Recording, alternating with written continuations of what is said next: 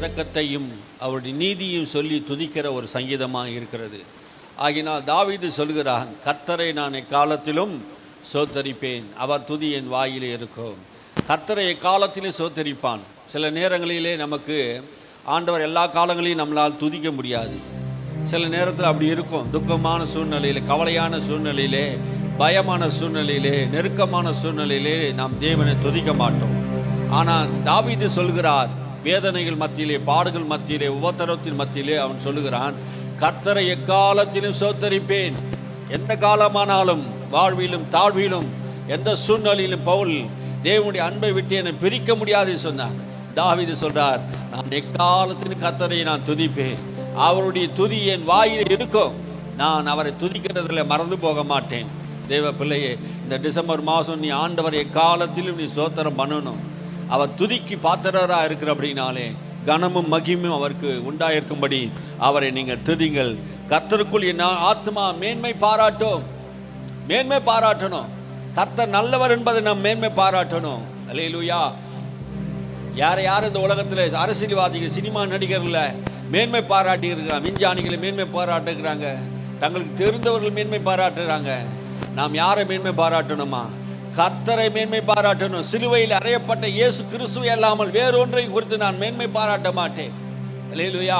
நம்முடைய ஆண்டவரை மேன்மை பாராட்டணும். ஆத்துமா கர்த்தரை மேன்மை பாராட்டணும்.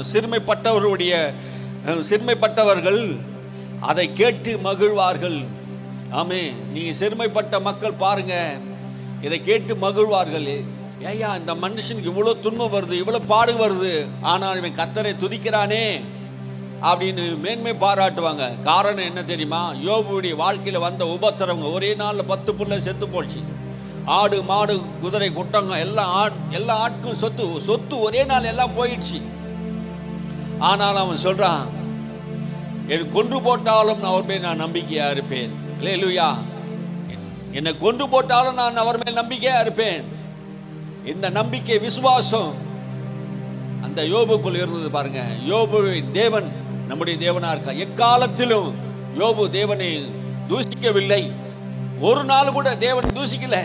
இவ்வளவு துன்பம் வந்து, இவ்வளவு பாடு வந்த போது கூட அவன் தேவனை தூசிக்கல. தன் ஆத்மாவில் கர்த்தரை குறித்து மேன்மையாக எண்ணினான். கர்த்தர் கொடுத்தா, கர்த்தர் எடுத்தா, கர்த்தருடைய பரிசுத்த நாமத்துக்கு சோத்திரம். பாருங்க, கர்த்தர் கொடுத்தார் தான், ஆனா கர்த்தர் எடுக்கல. எடுத்ததெல்லாம் சாத்தான். ஆனா யோபுக்கு அது புரியலனாலும் அந்த தீமையில கூட கர்த்தரை சோத்தரித்தான். அல்லேலூயா.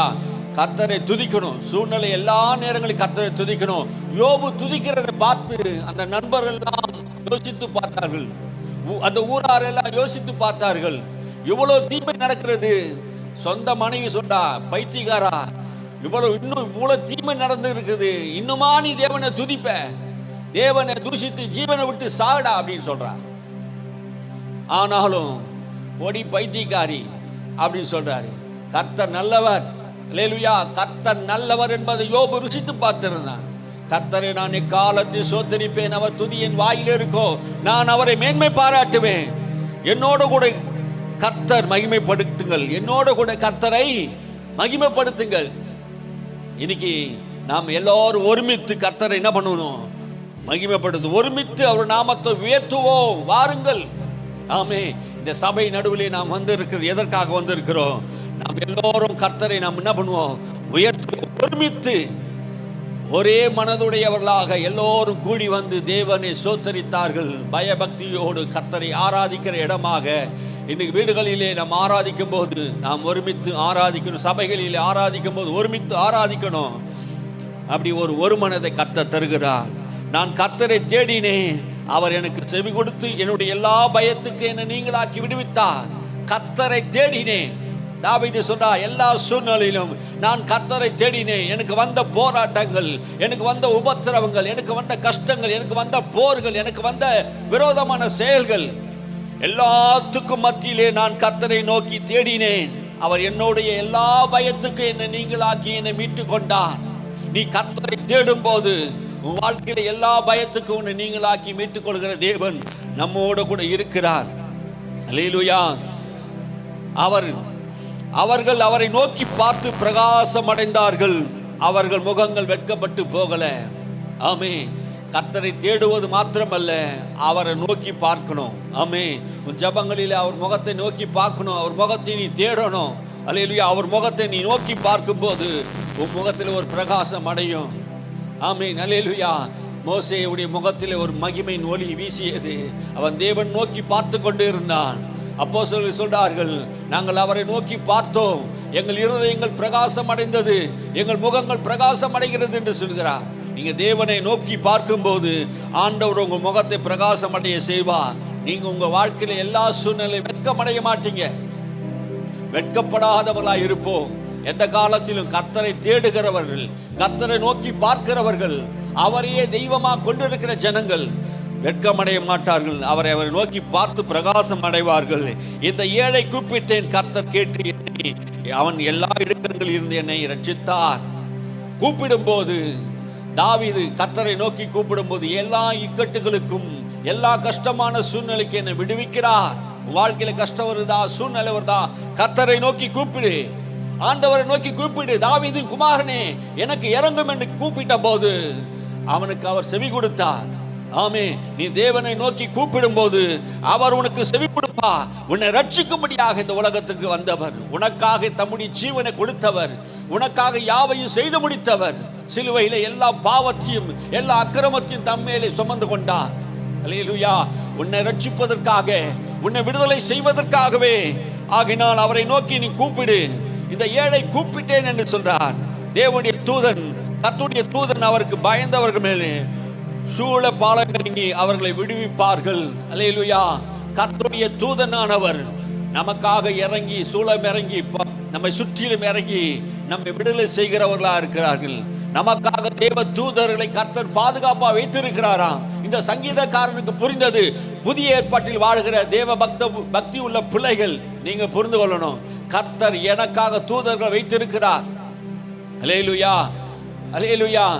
அன்னைக்கு பாருங்க, தேவ தூதருடைய பணியில அன்னைக்கு ஆபிரகாம் எல்லாம் பார்த்தாங்க, தேவ தூதர்களை பார்த்தாங்க.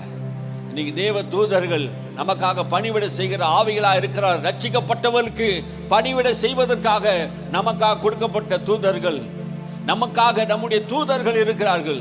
நமக்கு உதவி செய்வதற்காக அவர்கள் நம்மை எல்லா தீமைக்கு விலக்கி காப்பார்கள். உனக்கு எந்த தீமையும் நடக்காது, எந்த பொல்லாப்பு நடக்காது.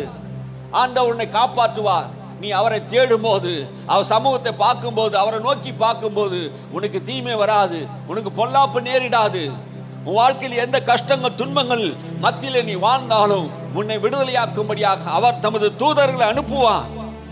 கர்த்தர் நல்லவர் என்பதை ருசித்து பாருங்கள். அவர் மேல் நம்பிக்கையா இருக்கிற மனுஷன் பாக்கியவான். கர்த்தர் நல்லவர் என்பதை ருசித்து பார்க்கணும். அவர் எவ்வளவு நல்ல காரியங்கள் எல்லாம் நமக்காக செய்திருக்கிறார், அவரை நாம் ருசித்து பார்க்கணும். தேவன் செய்த நன்மைகளை நாம் ருசிக்கப்படும். இன்னைக்கு தேவனை ருசிக்காத ஜனங்கள், கர்த்தர் எங்கே, என் தேவன் எங்கே என்று தேடுகிற ஜனங்கள் தான் இருக்கிறாங்க தவிர, நன்மையை தேடுகிறாங்களே தவிர அவர் நல்லவர் என்பதை ருசிக்கல. நாம் தேவன் நல்லவர் என்பதை ருசிக்கணும். இன்னைக்கு அநேக மக்கள் இந்த கர்த்தர் நல்லவர் என்பது தெரியல, அறியாத ஜனங்கள், புரியாத ஜனங்கள். உங்களுக்காக கர்த்தர் தம்முடைய நன்மைகளை, ஏராளமான நன்மைகளை உங்களுக்காக வைத்திருக்கிறார். அவர் மேல் நம்பிக்கையா இருக்கிற மனுஷன் பாக்கியவான்.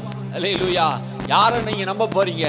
மனுஷனியா, பணக்காரனையா, அரசியல்வாதியா? இன்னைக்கு அநேக மக்கள் அரசியல்வாதியை நம்புறாங்க. இன்னைக்கு அநேக ஊழியக்காரங்க அரசியல்வாதியை நம்புறாங்க. தங்க குடும்பத்தில் இருக்க பெரிய பணக்காரனான வசதியான மாமா, அண்ணன், தம்பி அவங்கள நம்புறாங்க. வேதம் சொல்லுகிறது, கர்த்தருமே நம்பிக்கையா இருக்கிற மனுஷன் பாக்கியவான். யார் பாக்கியவான்? யார் ஆசீர்வதிக்கப்பட்டவன்? யார் மேல் நம்பிக்கை இருக்கணும்? கர்த்தர் மேல் நம்பிக்கை இருக்கணும். அல்லேலூயா. எந்த மனுஷனும் உனக்கு உதவி செய்ய மாட்டான். ஆமென். அல்லேலூயா. நாசிலே சுவாசம் உள்ள மனுஷனை நம்புவதை பார்க்கணும். கர்த்தர் மேல் பற்றுதலா இருப்பது நலம்.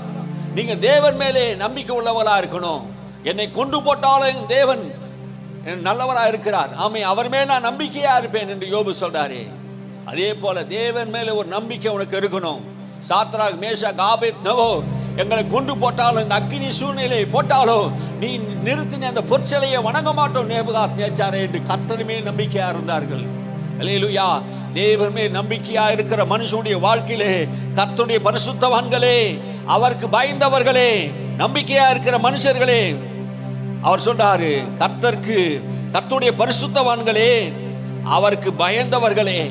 யாரா நம்ம எல்லாம்? கர்த்தருடைய பரிசுத்தவான்களும் அவருக்கு பயந்தவர்களும். அவருக்கு பயந்தவர்களுக்கு ஒரு குறையும் இல்லை. ஆமே, நீ கர்த்தருக்கு பயந்து வாழ்ந்தா, தேவ பிள்ளையே, பரிசுத்தவான்களே, அப்ப தேவனுக்கு பயந்து நடக்கிறவர்களே, ஆண்டவர் சொல்றார், உனக்கு ஒரு குறைவும் இருக்காது. கர்த்தரை பின்பற்றுகிறவர்களுக்கு ஒரு குறையும் இருக்காது. உன் அப்பம், உன் மாவு பேசின தொட்டி, நீ இருக்கிற தேசம், உன் பிள்ளைகள் எல்லாம் ஆசீர்வாதமா இருப்பாங்க.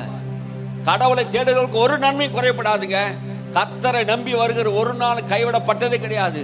ஆமே, இந்த தேவன் உண்மை உள்ளவராக இருக்கிறார். வானத்தையும் பூமியும் உண்டாக்கின தெய்வம் இவர் உங்கள் குறைவெல்லாம் நிறைவாக்குவார். அப்போஸ்தலனாகிய பவுல் சொல்கிறார், என் தேவன் தம்முடைய மகிமையின் ஐஸ்வரியத்தினாலே உங்கள் குறைவெல்லாம் கிறிஸ்து இயேசுக்குள் மகிமையினால் நிறைவாக்குவார். அல்லேலூயா.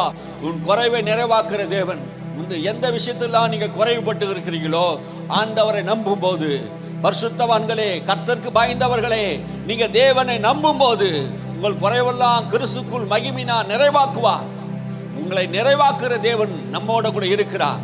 உங்கள் குறைவெல்லாம் கிறிஸ்துக்குள்ளே அவர் நிறைவாக்குவார். தம்முடைய மகிமையின் ஐஸ்வரியத்தின்படியாக அவர் உங்களை நிறைவாக்குவார். அவர் பெரிய ஐஸ்வர்யம் உள்ள தேவன். நம்முடைய தேவன் ஐஸ்வர்ய சம்பன்னராக இருக்கிறார். உங்கள் குறைவுகளை நிறைவாக்குவார். அவர் சம்பூர்ணமான ஆசீர்வாதத்தை உங்கள் மேல் வைத்திருக்கிறாரா? உங்கள் வாழ்க்கையில் இருக்க தரித்திரத்தை அவர் போக்கி இருக்கிறார் சிலுவையிலே. ஆமென், அல்லேலூயா. கர்த்தரை நம்புகிற ஒரு நாளும் குறைவுபட மாட்டான். சிங்க குட்டிகள் தாழ்ச்சி அடைந்து பசியோடு கூட இருக்கும். சிங்க குட்டிகள், காட்டில் இருக்க சிங்கம், அது பசியோடு கூட இருக்கும். அது குட்டிகள் கூட பசியோடு கூட இருக்கும். ஆனா கர்த்தரை தேடுகிறவருக்கு ஒரு நன்மையும் குறைபடாது. ஆமென், அல்லேலூயா. நாம் கர்த்தரை தேடும் போது ஒரு நன்மையும் குறைபடாது. நம்முடைய வாழ்க்கையில எல்லா நன்மைகளும் கர்த்தரிடத்திலிருந்து வருகிறது. ஜோதிகள் பிதாவிடத்திலிருந்து சகல நன்மைகள் நமக்கு இறங்கி வருகிறது. கிறிஸ்து மூலமாக சகல விதமான ஆசீர்வாதங்கள் நமக்கு இறங்கி வருகிறது. தேவ பிள்ளையே, உன்னை தேவனோடு கூட நீ இணைத்துக் கொண்டு தேவனை தேடு. எல்லா காலங்களிலும் கர்த்தரை சோத்தரி, அவர் முகத்தை தேடு, அவரை மேன்மை பாராட்டு. உற்சாகமுள்ள ஆவியோடு கூட எல்லா சூழ்நிலையிலும், கஷ்டமான சூழ்நிலை, நஷ்டமான சூழ்நிலை தேவனை தேடி வா. மழை காலமான, வெயில் காலமானாலும், எந்த காலமானாலும் நீ கர்த்தரை தேடி வரணும். ஆசீர்வதிக்கப்பட்ட நாளிலும் ஆசீர்வாதம் இல்லாத நாளிலும் கர்த்தரை நீ தேடி வரணும். கர்த்தரை தேடுகிற மனுஷன் பாக்கியவான். ஆமே, பிள்ளைகளே, வந்து எனக்கு செவி கொடுங்கள். கர்த்தருக்கு பயப்படுதலை நான் உங்களுக்கு போதிப்பேன். ஆமே, கர்த்தருக்கு பயப்படுதலை நான் உங்களுக்கு போதிப்பேன். இதுதான் கர்த்தருக்கு பயப்படுதலுங்க. எல்லா நேரத்திலும் கர்த்தரை நான் தேடி வருவேன். கல்யாண நேரம் அங்கே வந்துடுச்சு, காது குத்தல் வந்துடுச்சுன்னா சில பேர் சபைக்கு வரமாட்டாங்க. யாரும் வரமாட்டாங்க. அவங்க என்ன பண்ணுவாங்க? அவங்க ஃபங்க்ஷன் போய் பார்ப்பாங்க. எதற்கு முதலிடம் கொடுக்குறாங்க? அவங்க அப்பயே தெரிஞ்சுக்கணும். கர்த்தருக்கு நீங்கள் பயப்படுகிறவர்களாக இருந்தால் ஆலயத்தில் கூடி வரும்போது நாம் பயபக்தி உள்ளவர்களாக வருவோம். ஆமாம், அல்லேலூயா. எனக்கு என்ன சூழ்நிலை வந்தாலும் இந்த ஞாயிற்றுக்கிழமை வைக்கும்போது நான் யாருடைய ஃபங்க்ஷனுக்கு நான் போகிறது கிடையாது. முன்னாடி போயிட்டு வருவேன், இல்லை பின்னாடி போயிட்டு வருவேன். ஆலயத்தை கட் பண்ணிட்டு ஒரு நாளும் போக மாட்டேன். 30 வருஷம் ஆச்சு. 30 வருஷத்தில் எந்த ஒரு நாளும் ஞாயிற்றுக்கிழமை ஆராதனை நான் கட் பண்ணவே மாட்டேன். காரணம் என்ன? தேவன் மேலே பக்தியாக நம்ம இருக்கணும். அல்லேலூயா. என்னை கொண்டு போட்டாலும் நான் அவர் மேல் நம்பிக்கையாக இருப்பேன். அவருடைய சமூகத்தை நான் தேடுவேன். நித்தமும் அவருடைய மகிமையை நான் தேடுவேன். அவருக்காக நான் வாழ்வேன். அல்லேலூயா. பழைய ஏற்பாட்டு காலத்தில் வாழ்ந்த பக்தர்களே கர்த்தரை தேடுவார்கள்னா, புதிய ஏற்பாட்டு காலத்தில் வாழ்கிற நாம் ஆண்டவரை தேடாமல் இருப்பது ரொம்ப கஷ்டமான சூழ்நிலை பாருங்க. ஆனால் பழைய ஏற்பாட்டு காலத்தில் இயேசு அவர்களுக்காக மரிக்கல, ஜீவனை கொடுக்கல. ஆனால் புதிய ஏற்பாட்டு காலத்தில் வாழ்கிற நமக்கு தாவீதுக்காக இயேசு மரிக்கல, நமக்காக இயேசு மரித்திருக்கிறார். அவனே சொல்றான், எக்காலத்தில் நான் சோத்தரிப்பேன். துதி எப்போது என் வாயில் இருக்கும்.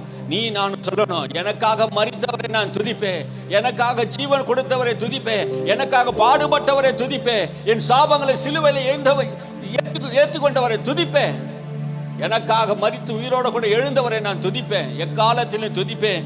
அவர் துதி என் வாயிலே காணப்படும். ஆமே, தேவனை துதிப்பது நல்லது. ஆமே, தேவன் நம்மை தெரிந்து கொண்டிருக்கார். நன்மை காணும்படி ஜீவனை விரும்பி நல்ல நாட்களை அபாய்ச்சிக்கிற மனுஷன் யார்? உன் நாவை பொல்லாப்புக்கும் உன் உதடுகளை கபட வசனிப்புக்கும் விலக்கி காத்துக்கொள். தீமை விட்டு விலகி நன்மை செய், சமாதானத்தை தேடி அதை தொடர்ந்து கொள் என்று சொல்கிறார். நீ நன்மை காண வேண்டுமா? உனக்கு ஜீவனை நல்ல நாட்கள் வேண்டுமா? உன் நாவை பொல்லாப்புக்கு காத்துக்கொள். உன் நாவு பொல்லாப்புக்கு காத்துக்கொள், கபடத்துக்கு காத்துக்கொள். நம்முடைய நாவு பொல்லாப்பான வார்த்தைகளை பேசாமல், கபடான வார்த்தைகளை பேசாமல், உன் நாவை பொல்லாப்புக்கு காத்து உன் உதடு கபட வசனிப்புக்கு விலக்கி, அதெல்லாம் விளக்கணுமா? பொல்லாத காரியம், கலகம் பண்ணுகிறது, துஷ்டமா பேசுகிறது, தீமையா பேசுகிறது, கர்த்தரை குறித்து தப்பா பேசுகிறது. நான் கர்த்தரை பின்பற்றி வந்தேன், எனக்கு என்ன செய்தார் என்று சில பேர் சொல்றதை நான் பார்த்துருக்கிறேன். பல வருஷங்கள் போயிருப்பாங்க ஆண்டவர் தெரியும், வேதத்தை வாசிக்காம, சத்தியத்தை வாசிக்காம கர்த்தர் எனக்கு என்ன செய்தார், நான் ஏன் கோயிலுக்கு வரணும், இத்தனை வருஷமா நான் வந்தனே அப்படின்னு சொல்றாங்க. பாருங்க, கர்த்தர் அவங்களை அறியல, புரியல. கர்த்தர் நன்மை மாத்திரம்தான் செய்ய முடியும், அவரால் தீமை செய்வர் அல்ல. அவர் எந்த காலத்தில் எந்த மனுஷனுக்கு அவர் தீமை செய்கிறது அல்ல. ஒருவேளை நம்முடைய பொல்லாப்பு நிமித்தம் அவர் நமக்கு தீமை செய்கிறது அனுமதிக்கிறாரா தவிர, உன்னுடைய தண்டனை உண்டாகும்படியாக அதை அனுமதிப்பாரா தவிர பொல்லாப்பு செய்கிற தேவன் அல்ல. சில பேர் சொல்றாங்க, கடவுள் இன்னும் தீமை அனுப்புறார், கடவுள் இன்னும் நோய் அனுப்புறார், கடவுள் எதுவோ கொள்ளை நோய் அனுப்புறார் இன்னைக்கு பேசுறாங்க. கடவுள் கொள்ளை நோய் அனுப்புறது இல்ல, நீ செய்த தவறுக்காக அவர் தண்டனை கொடுக்கிறார். அது என்ன சொல்றாங்க, கர்த்தர் கொலை செய்கிறார் பேசுறாங்க. அறிவில்லாத ஜனங்க, அறிவில்லாத போதகங்கள். தேவன் நல்லவர், ஒரு மனிதனுக்கு அவர் தீமை செய்யல. ஏன் தீமை வருகிறது என்றால், அந்த மனுஷன் அவன் தீமை செய்ததினாலே அவனை தண்டிக்க நிலையிலே தேவன் இருக்கிறார். நீதி உள்ள நியாயாதிபதியா இருந்து அவனை தண்டிக்க வேண்டிய சூழ்நிலை வருகிறது. தன்னை உண்டாக்கின தெய்வத்தை அவன் தேடாமல் மறந்து தன் பாவ நிலையில இருந்து அந்த பாவ நிலையில வாழ்ந்து கொண்டு இருக்கிற மனுஷனை அவர் தண்டிக்காமல் விடமாட்டார், தண்டிக்கிறார். அதனாலே ஆண்டவர் சொல்றாரு, அவர் இரக்கமுள்ளவர், அவர் தண்டித்தாலும் அவர் அடித்தாலும் காயம் கட்டுவார். என்ன பண்ணுவாரா, அவர் அடித்தாலும் காயம் கட்டார். எப்ராயிமே, நான் எப்படி உன்னை மறப்பேன், ஆண்டவர் உன்னை நான் மறப்பதில்லை, உன்னை கைவிட மாட்டார். நம்முடைய வேலையில, சில வேலையில நம்முடைய பிள்ளைகளெல்லாம் கீழ்ப்படியாமல் போகும்போது, அடங்காத போகும்போது, தவறான காரியங்கள் செய்யும் போது நம்ம பிள்ளைகளை அடிக்கிறோமே, அது தவறா? பெற்றவங்க செய்யற தவறா? எதற்காக அந்த பிள்ளையை நம்ம அடிக்கிறோம்? எதற்காக அந்த பிள்ளையை நம்ம திட்டுறோம்? ஏன் அந்த பிள்ளையை நம்ம சிரிச்சுக்கிறோம்? காரணம் என்ன? அந்த பிள்ளை சரியா நடக்கலைன்னா அவங்க சரியா நடக்கும்படியாக தான் நம்ம சிரிச்சுக்கிறோம். அதனால அந்த பிள்ளை நாம் தண்டிக்கிறோம்னு அர்த்தம் அல்ல, அவர் ஆக்கினிக்குள்ள திருக்கணும் அர்த்தம் அல்ல.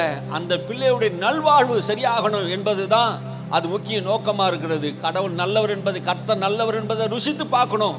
பொல்லாப்புக்கும் கபடுக்கும் உன் நாவை விலக்கி காத்துக்கொள். தீமை விட்டு விலகி நன்மை செய். தீமை விட்டு விலகு. வாழ்க்கையில தீமை இருக்கிற அந்த தீமை விட்டு விலகு, நன்மை செய். இந்த நாட்களிலே நன்மை செய்யணும். சமாதானத்தை தேடி அதை தொடர்ந்து கொள். எதை நீ செய்ய வேண்டும் என்று சொல்றார், எதை செய்யக்கூடாது என்று சொல்றார். நீ பொல்லாப்பான காரியத்தை பேசக்கூடாது, உன் நாவு கபடான வார்த்தைகளை பேசக்கூடாது. நீ எதை செய்யணும்? நன்மை செய், சமாதானத்தை தேடி. இன்னைக்கு சமாதானத்தை தேடுகிற மக்கள் இல்லை, இன்னைக்கு பணத்தையும் பொருளாதாரத்தையும் மக்கள் தேடி போகிறாங்க. சமாதான பிரபு நம்முடைய தேவன், அவரை நாம் தேடி அதை நாம் தொடர்ந்து கொள்ளும் போது கர்த்தருடைய கண்கள் நீதிமான் மேல் நோக்கமா இருக்கிறது. அவர் யாரை பார்க்கிறார்? நோக்கி நீதிமான்களை கர்த்தர் நோக்கி பார்க்கிறாராம். தேவ பிள்ளையே, அவர் உன்னை பரிசுத்தப்படுத்தி இருக்கிறார், உன்னை நீதிமானாய் மாற்றி இருக்கிறார்.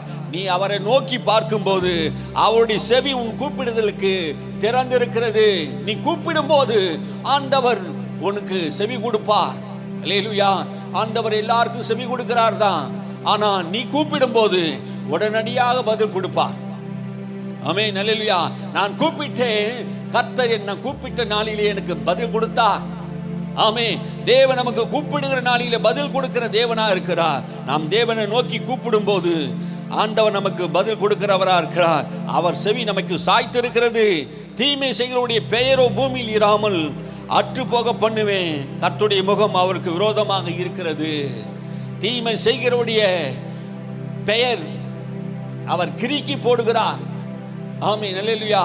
யார் தீமை செய்கிறார் என்றால், இயேசு கிறிஸ்துவை வேண்டாம் என்று சொல்லுகிறவர்கள், இந்த உலகத்திலே பாவத்தையும் விக்கிரக ஆராதனை செய்து கொண்டிருக்கிறவர்கள், கல் நெஞ்சுக்காரர்கள், கடவுள் இல்லை என்று சொல்லி முட்டாள்தனமாக வாழ்ந்து கொண்டிருக்கிற மக்கள், தங்கள் தெய்வத்தை அவர் மறந்து அந்நிய தெய்வத்தை, வெள்ளியும் பொன்னையும், தனக்கு உண்டாக்கப்பட்ட சூரியன், சந்திரன், நட்சத்திரங்கள், பூமியில் நடமாடுகிற ஜீவராசிகளும் வணங்கி கொண்டிருக்கிற மக்கள் தீமையை விரும்புகிறார்கள். அவர் தீமை, அவர்கள் பேர் பூமியில் இருந்து அற்றுப்போகும். கர்த்தருடைய முகம் அவருக்கு விரோதமாக இருக்கோ? கர்த்தர் தெய்வம், அவர் மாத்திரம்தான் கடவுள், அவர் மாத்திரம்தான் கர்த்தாதி கர்த்தர். உன் தேவனாய் கர்த்தர் ஒருவரே சேவிப்பாயாக. அவரை விட்டு விட்டு மனுஷன் பொம்மைகளை செய்து அதை வணங்குவது தவறு. ஆண்டவர் முகம் அவனுக்கு விரோதமாக இருக்கிறது. சூரியனை சந்திரனை படைத்தவர் அவர், உலகங்களை படைத்தவர், வானங்களை படைத்தவர், நதிகளை படைத்தவர், சமுத்திரத்தை படைத்தவர். அவரே துதிக்கும் கணத்துக்கு பாத்திரராக இருக்கிறார்.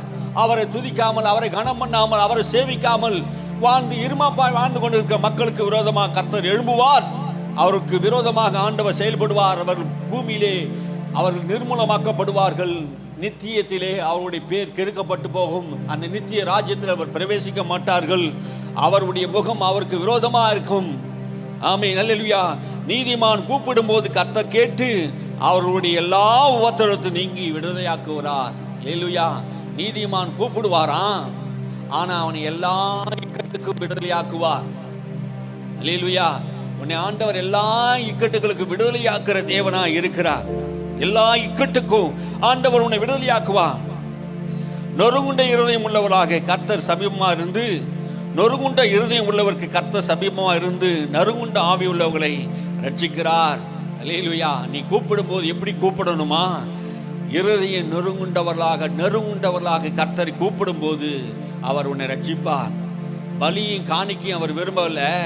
நொறுங்குண்ட ஆவி, ஆவியிலே எளிமை உள்ளவர்களை, தேவனை நோக்கி உண்மையாய் கூப்பிடுகிறவர்களை. அன்னைக்கு 2 பேர் ஆண்டவர் நோக்கி கூப்பிட்டாங்க. ஒருத்தன் மட்டும் சொன்னான், ஆண்டவரே நான் பாவியான மனுஷன், உம்முடைய முகத்தை நான் ஏறெடுக்க பார்க்க கூட எனக்கு தகுதி இல்லை, நான் பாவியான மனுஷன், எனக்கு இறங்கும் என்று சொல்லி அவன் நொறுங்குண்ட இருதயத்தோடு கர்த்தரை நோக்கி கூப்பிட்ட போது ஆண்டவர் அவனுக்கு இறங்கினான். நான் தசமாம் கொடுக்கிறேன், காணிக்கை கொடுக்கிறேன், 2 நாள் உபவாசிக்கிறேன் என்று பெருமையாய் பேசினவனே தேவன் தள்ளுகிறார். நொறுங்குண்ட இருதயம், தன் தவறை ஒற்றுக்கொள்கிற ஒரு இருதயம், தேவனுக்கு முன்பாக தன்னை தாழ்த்துகிற ஒரு இருதயம் நமக்கு இந்த நாளில் தேவை. ஆமென், அல்லேலூயா. நாம் ஆண்டவருக்கு முன்பாக தன்னை தாழ்த்தி நம்ம ஆண்டவருக்கு முன்பாக நம்ம ஜெபம் பண்ணும்போது அவர் நம்மை ரட்சிப்பார். நீதிமானுக்கு ஒரு துன்பங்கள் அநேக ஆயிரமாய் இருக்கும், அவை எல்லாவற்றிலிருந்து கர்த்தர் நம்மை விடுதலையாக்குவார். நாம் நினைக்கிறோம், நம் நீதிமானாக இருந்தால் ஏன் இவ்வளோ துன்பம் வருது, ஏன் இவ்வளோ பாடு வருது அப்படின்னு நாம் நினைப்போம். ஆனால் அந்த துன்பங்களிலிருந்து நம்மை விடுதலையாக்கும்படியா நம்மோடு கூட இருக்கிறார். அல்லேலூயா. துன்பத்தின் பாதையிலே, வேதனையின் பாதையிலே தேவன் நம்மோடு கூட இருக்கிறார். பாடுகளோடு உபத்திரவங்களோடு இந்த உலகத்தை நாம் வாழ்ந்தாலும், பல பிரச்சனைகளோடு நம்ம வாழ்ந்தாலும் கர்த்தர் நம்மோடு கூட இருப்பார். அவையிலிருந்து விடுதலையாக்குவார். நீதிமானுக்கு நிறைய துன்பம் வரும். அப்போஸ்தலருக்கு துன்பம் வந்தது. அவர் நாமத்தை அறிந்திருக்கிற நமக்கு துன்பம் வரும். உலகத்திலே உங்களுக்கு உபத்திரம் உண்டு, பாடுகள் உண்டு, பிரச்சனைகள் உண்டு. ஆனாலும் கர்த்தர் உன்னை விடுதலையாக்குவார். எந்த நீதிமானுக்கும் துன்பமே வரல, எனக்கு எந்த துன்பம் வரல, நான் பாதுகாப்பாக எல்லா சூழ்நிலையும் வாழ்ந்து கொண்டு இருக்கேன் யாரும் சொல்ல முடியுமா? முடியாதுங்க. நீதிமானுக்கு அநேக துன்பங்கள் வரும்.